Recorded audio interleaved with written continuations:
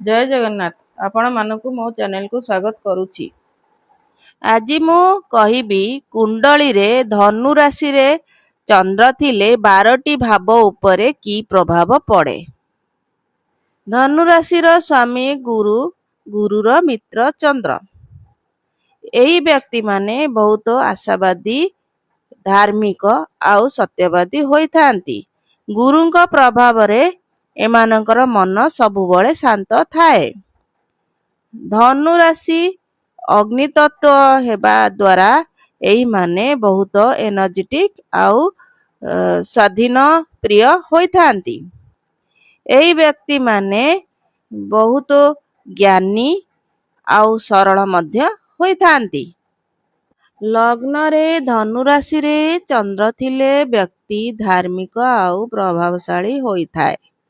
द्वितीय भाव रे धनु राशि रे चंद्र थिले व्यक्तिर वाणी मधुर होइथाए आउ धन संपत्ति रे केबे तार अभाव होई न थाए।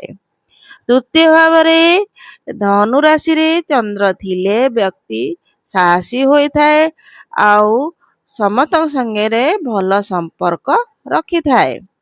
चतुर्थ भाव रे धनु राशि रे चंद्र थिले व्यक्ति को घर परिवार मातृशक्तिर संपूर्ण सुख मिले।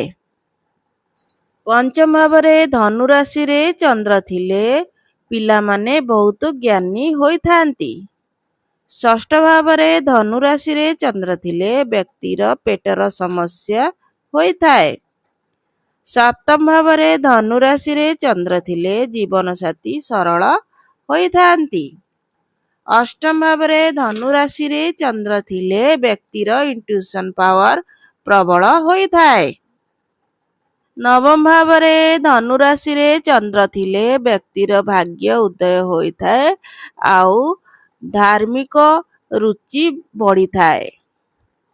दशम भाव रे धनु राशि रे चंद्र थिले व्यक्ति को कर्म क्षेत्र रे बहुत सम्मान मिली थाए।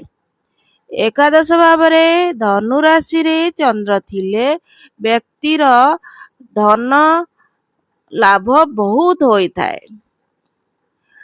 द्वादश भाव रे धनु राशि रे चंद्र थिले व्यक्ति विदेश यात्रार बहुत संभावना थाए।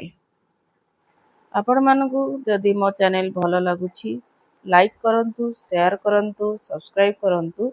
जगन्नाथଙ୍କ कृपारु आपणकर दिन मंगलमय हो। जय जगन्नाथ। धन्यवाद।